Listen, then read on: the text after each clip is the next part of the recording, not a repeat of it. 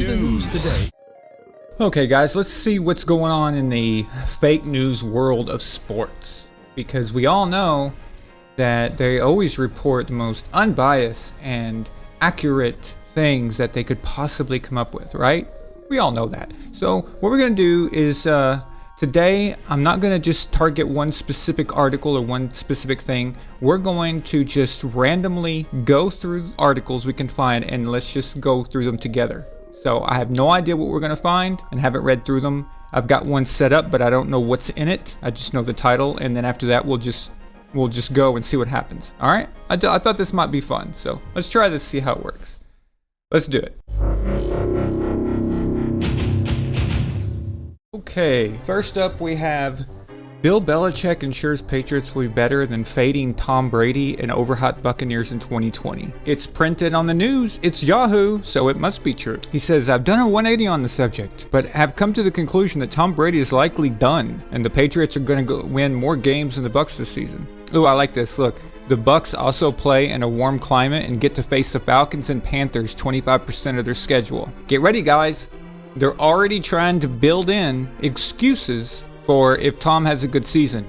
So this is how they kind of lay it out ahead of time. This is classic. Max Kellerman does this a lot. He starts presenting you excuses in case they happen. That way he can have something to fall back on. Rings versus stats. How much credit does Belichick's system deserve, etc. My God, the passive aggressiveness makes me want to throw up. The current version of Brady is arguably about to turn 43 years old and showed clear signs of steep decline last season. Ooh, look at this. Brady ranked 32nd among 33 qualified quarterbacks in CPOE last season, and it gets downright ugly when narrowing it down to the second half of the year.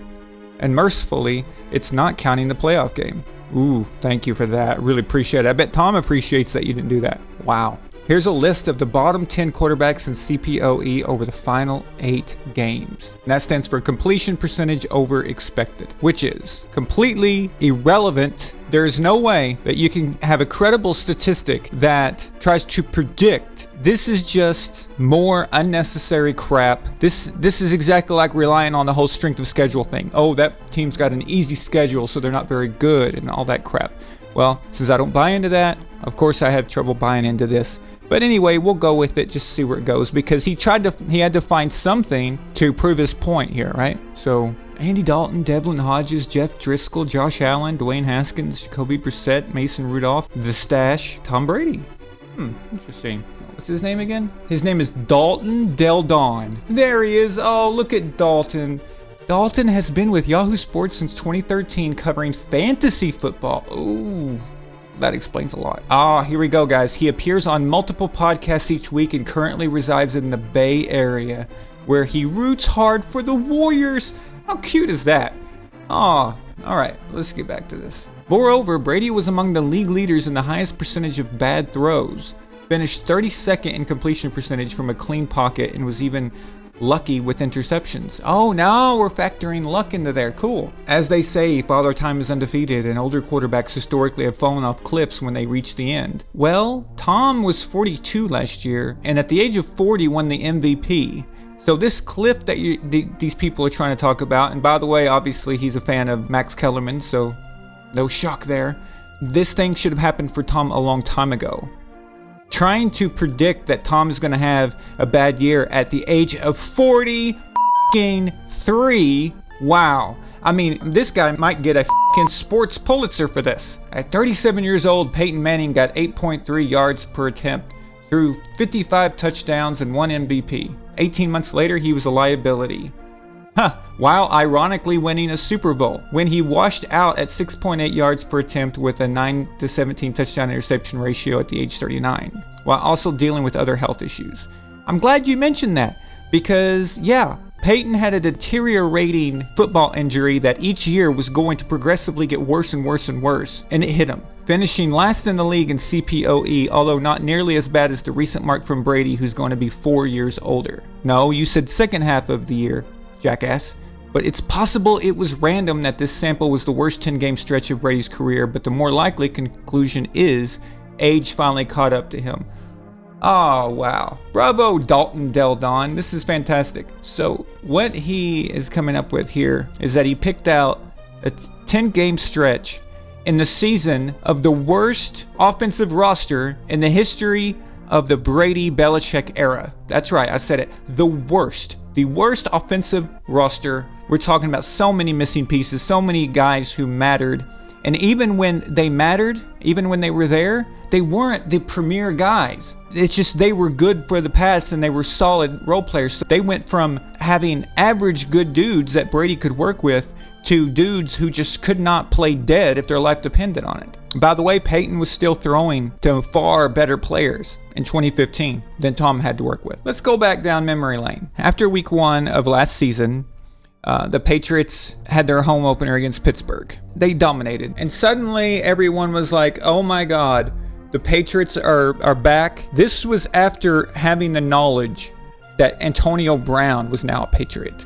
So they did that against Pittsburgh after Ben Roethlisberger's Pittsburgh Steelers. Ben was still on the team. And week 1, everyone's at 0-0. So you don't know who, everyone is at their strongest in week 1. So the Patriots did that. Tom had a great performance. And then week 2, they added Antonio Brown. And my God, after week 2, oh my God, this is going to be 2007 all over again. Tom Brady is just going to wreak havoc on the NFL. The Patriots are going to try to go undefeated. In a matter of a few weeks, all that deteriorated down to nothing. Down to the best player on offense was a injured Julian Edelman. So it fell fast. We want to talk about a cliff.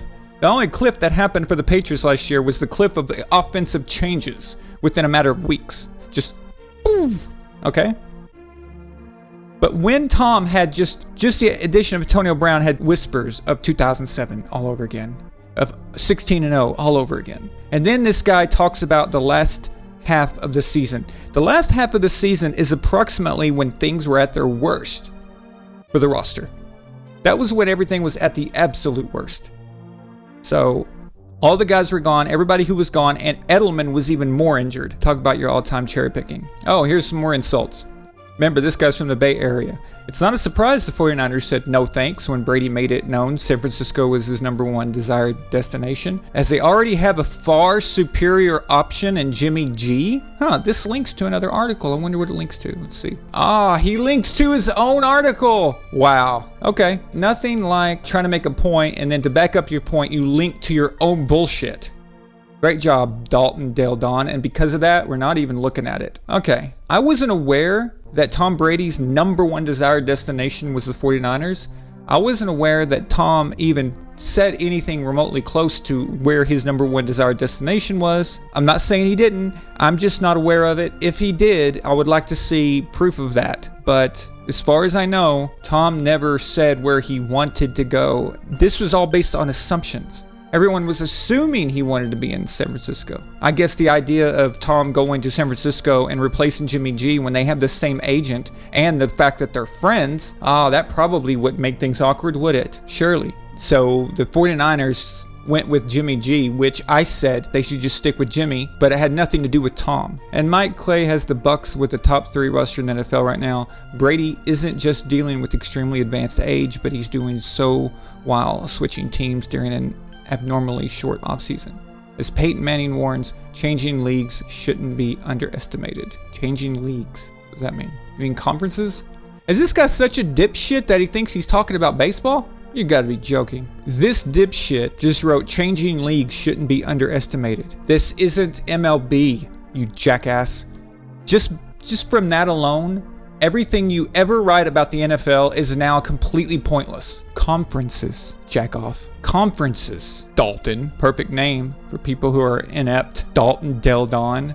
He appears on multiple podcasts each week, resides in the Bay Area, covering fantasy football, baseball, and basketball. Okay, so there's his confusion. He cannot handle the terminology for more than one sport, so he just gets confused. Nice. Well, Dalton, Peyton Manning, what he said is a no-brainer. It is hard to change teams.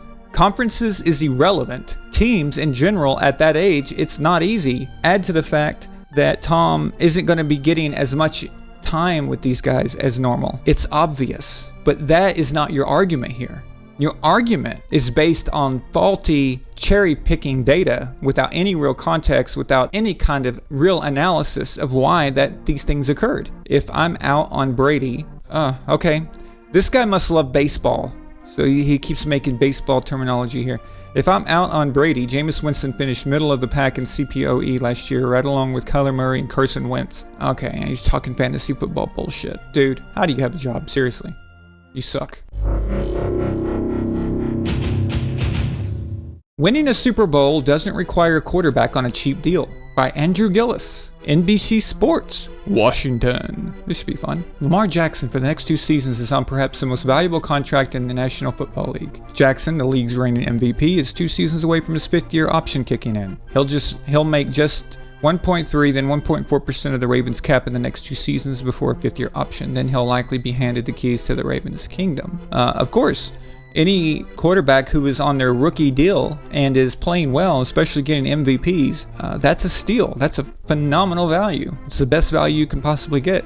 After that, though, he's due a large payday, and that doesn't mean the Ravens should be concerned. It just means they'll have to adjust. Yeah, it does mean the Ravens should be concerned. There's always a concern when one guy takes 20% of your salary cap. That's a concern no matter what. What kind of stupid statement is that? The success of young quarterbacks across the NFL of late has led to the belief that teams can only win a Super Bowl with a quarterback on a rookie deal. Okay, I wasn't aware that people believe that, but it helps. Or at the very least, they can't pay a quarterback top dollar as it will cripple the general manager's ability to build a competitive team. He says that's not necessarily the case. Of course, it's much easier to compete in the NFL with a quarterback outplaying the value of his contract. Cheap, productive quarterbacks put teams at a decided advantage in a sport that requires strong quarterback play above all else. Quarterbacks in the NFL account for 4 of the 5 top highest paid contracts in terms of contract value and 9 of the top 11 across the league. That can lead to some weird comparisons when evaluating contracts. Highest cap hits from 2014 to 2019. Stafford, Roethlisberger, Rodgers, Breeze, Eli, Matt Ryan, Rivers, Flacco, and Newton. None of these quarterbacks won a Super Bowl during that time. Correct. Derek Carr's contract, $125 million, costs more than Von Miller's $114 million. Yes, and Von Miller was a Super Bowl MVP, by the way. Jared Goff and Carson Wentz, $134 and $128 million each, make about $35 million more than wide receiver Michael Thomas. But that's the going rate for a good quarterback. A deeper dive into that list, however, begins to make the theory fall apart. Aaron Rodgers has been to 2 NFC Championship games since 2014. Cam Newton played in a Super Bowl. Matt Ryan played in a Super Bowl. Drew Brees was a horrifically blown call away from playing in a Super Bowl. Okay, hold up. I'm confused. I thought the whole point of this was saying that you don't need a quarterback on a rookie deal in order to win a Super Bowl. Now he's talking about guys who have been in NFC Championship games or losing Super Bowls. Does this guy know what the question is? This was his whole premise. Sure, winning a Super Bowl while playing with one of the league's most expensive players is naturally a difficult task. Yes. But refusing to pay a quarterback that could elevate your team from good to great is even riskier. Okay, what is the point of this article then? Since 2010, 15 different quarterbacks have played in a Super Bowl. Tom Brady, Russell Wilson, and Peyton Manning have played in multiple. And 12 of those 15 quarterbacks weren't drastically underpaid. In that time frame, 3 quarterbacks have won the Super Bowl on a rookie deal. Okay, so Super Bowl winners since 2010 with cap percentage. The winners that have more than 10% of the cap, which is Brady, Peyton, Brady again, Eli. Wait. Hang on. What's the deal with these statistics? Why does he have the years wrong? So is he saying Patrick Mahomes is only 2.4% of the salary cap in 2020 or 2019? I thought the premise here is that you don't need it needs to be the year that they won the Super Bowl. So it should be 2019 Patrick Mahomes and what percentage. So either he wrote down the wrong percentages or just accidentally listed the wrong years, but he meant 2019. This is confusing. See, for example, Drew Brees won the Super Bowl in 2009. Just because the Super Bowl was played in February of 2010 doesn't mean it has anything to do with the 2010 season. Let's find out what he's talking about here. The fuck, I am signed in. We'll have to do 2012 then. Eli Manning. Let's look at the percentage and then we'll be able to figure out. So 2012, they did not win the Super Bowl. They won the Super Bowl in 2011. But we're just going to find out to see where his math is. That way we can understand if he made a mistake or if he's just listed the years incorrectly. Or if I am not reading this correctly, Adam, I'm not sure. No, and now we'll have to go to 2013. My God, dude. You pay for SpoTrack and can't even get anything past 2013. Joe Flacco. Okay. In 2013, Joe Flacco took up 5.48% of the cap. He has it 6.6% listed here. Okay, we're gonna have to move up now. Let's go to Tom Brady 2015, 11.1. So in 2015, Tom Brady took up 9.68% of the cap. He has it listed here at 11.1%. So I think he's got these years just listed incorrectly, that's all. I think it was just an honest mistake. And if that's the case, then 2014 Tom Brady will account for 11.1. Let's find out. No, even in 2014 he only accounted 10.64%. Where are these numbers coming from? Let's try a different one and see what happens. 2016, 12.2%. 2016, oh, what am I doing? Peyton wasn't even on the team. So he clearly is meaning 2015, 11.66. Okay, close enough. All right. Yeah, so this guy, he just wrote the years wrong because 2016 would be irrelevant to Peyton Manning because he wasn't even around. 2015 is the relevant year, so this guy, he just made a mistake here. I'm not going to eat his lunch for that. However, just want to point out though, when you're working for Yahoo Sports and NBC Sports at Washington, maybe you should not make that mistake. The salary cap in 2016 means nothing to Peyton Manning. So clearly you mean 2015, which you wrote down wrong. Percentages are a little off, but you used, I think, cap.com, I used Spotrac, so whatever. So basically this entire article proved nothing and said nothing as far as his argument goes. But using his own information, now remember, the year here is wrong. It should be 1 year back. This is just all over the place. I think common sense tells us that you have a better chance at putting a good team around a quarterback who's on a rookie deal. Just because you save that money doesn't mean anything. What if the front office doesn't spend the money correctly or wisely? So what you have to take into account is, yes, does the team save money for having a quarterback on a rookie deal? Yes. And if their quarterback is good, is that valuable? Yes. Now, does that front office spend all the way to the cap limit? And not only that though, because that's not enough, did they spend it well? Did they get the right players? Did they get good players, or did they just blow it? So that's two more factors that have to be established. So basing on just results of Super Bowl wins and versus the quarterback, the data is completely corrupt there. It's not. There has to be a better set of parameters to predict that, or to at least kind of get an idea of what it's for. But this is definitely not it. Not even counting the obvious mess up of the years here. Phillip Dorsett. Russell Wilson's deep throws attracted me to Seahawks. That's interesting. Wide receiver Phillip Dorsett played with Andrew Luck in his first 2 seasons, and he spent the last 3 with Tom Brady, but he's never quite produced at the level the coach hoped he'd reach when they made him a 2015 first-round pick. Dorsett will get a chance to push things in a different direction while catching passes from another well-regarded quarterback this season. This is by Josh Alper of Pro Football Talk on NBC Sports. Remember, NBC Sports are the people who hired Chris Sims. So let's just take this with a grain of salt. Dorsett said on a conference call, Wilson's accuracy on deep throws was one of those things that attracted me to Seattle once he hit the open market this year. He said that he and Wilson are talking all the time in hopes of building a relationship ahead of the chance to get on the field together.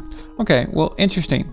First, I just want to point out that his deep ball is fantastic. Who wouldn't want to play with Russell Wilson? Duh. But to say that that is what attracted you to the Seattle Seahawks? Nobody. What really attracted you was a team was willing to hire you. And not only that, a team who has Super Bowl aspirations and at least a shot at it. That's what attracted you to it. Because if it wasn't for the New England Patriots trading for your ass, you would not be on Seattle right now. If it wasn't for Tom Brady actually making you relevant in certain times when it mattered in the playoffs, you wouldn't be on Seattle right now. So just be honest. You're just happy to have a job. You're just happy to be in Seattle, and that's the end of it. Done. I love it when players nobody wants says that this or that reason is why they chose that team. That's hilarious. Oh, he actually, wow.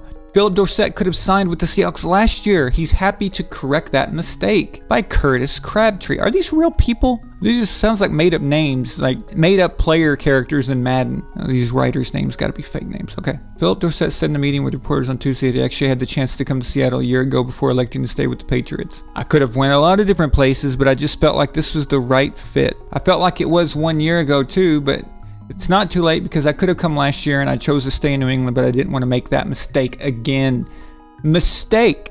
So it was a mistake for you to stay in New England. Interesting. Was it a mistake that you couldn't get open to save your life? Was it a mistake that you couldn't run any complicated routes when the team relied on you as being the number one guy? Was it a mistake that even Tom Brady couldn't get you to do your damn job and get any separation whatsoever? Are you suddenly going to get faster? I'm just curious. So if we combine this with him saying he went to Seattle because of Russell Wilson's deep ball, can we actually see you get open for once? Oh wait, Dorsett made it clear afterward that he didn't regret his time with the Patriots. Wow, that's a stand-up statement right there, Dorsett, considering that you were probably just a one season away from being out of the league completely or on a practice squad and being considered a massive bust. And then the Patriots took you in, and then you get to play in 2 Super Bowls and win one of them. Not only that, you got to be in the playoffs every year. Again, if this was,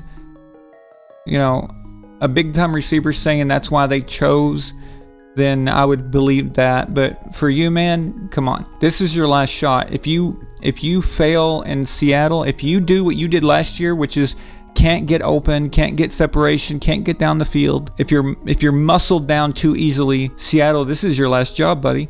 Sorry. Kliff Kingsbury raves about Jarrett Stidham, confirms Patriots' belief in quarterback. Confirms Patriots' belief in quarterback? Okay, here we go. This is going to be fun. I'm going to go grab a soda. I'll be right back.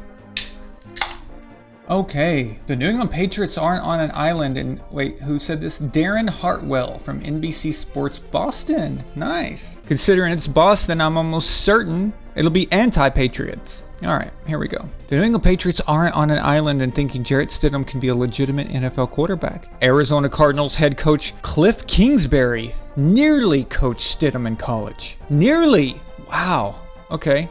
As Stidham was committed to Texas Tech, where Kingsbury coached from 13 to 18 before heading to Baylor instead. He later transferred to Auburn after his freshman year. As such, Kingsbury saw potential in Stidham when the quarterback was a teenager. I recruited Jarrett Stidham to Texas Tech, Kingsbury said. He was committed to me for about a year, and so I've always had a high regard of him as a player and as a person. Kingsbury also appeared to confirm reports that the Patriots view Stidham as their starting quarterback, with Brian Hoyer as his backup, and aren't interested in adding another high-profile quarterback to fill Tom Brady's shoes. I know they're very high on him up there in New England. It's going to be hard to replace the greatest of all time. At least you got that right. Good. But offensive coordinator Josh McDaniels and those guys do a phenomenal job of developing quarterbacks, and they feel confident in him. I feel confident in what they've got going on. I'm excited to watch him play. Okay, this just in. Kliff Kingsbury, who almost coached him. I'm sorry, nearly coached him. Kliff confirms that they've got something. First of all, he actually has to do something in the league before he has any credibility whatsoever. And the Patriots don't need Kingsbury and an article about him to confirm anything for them whatsoever. So, bullshit. Just more bullshit. They're just creating stuff out of nowhere. I'm sure Belichick and all of them are sitting around going, sure about Stidham though. I mean, do you think we should look for a free agent quarterback? What do you think you should do? You think we should move up in the draft, try to get a I don't know. I'm still unsure. Hey, Belichick, look, Bill. I was just reading this article, and Kliff Kingsbury said that he nearly coached Stidham and that you should go with him because he's good. Oh, wow. Okay, I'm sold. We're going with Stidham. Kliff Kingsbury said so. And he nearly worked with him. I'm sold. Done. Well, that was a fun, quick day in the media of pure idiocy. Talk to y'all soon. Thank you so much for watching Von Allen Sports. We hope you like and share the video, and to make sure you don't miss a thing, click the subscribe button on the bell icon to be notified. Von Allen Sports.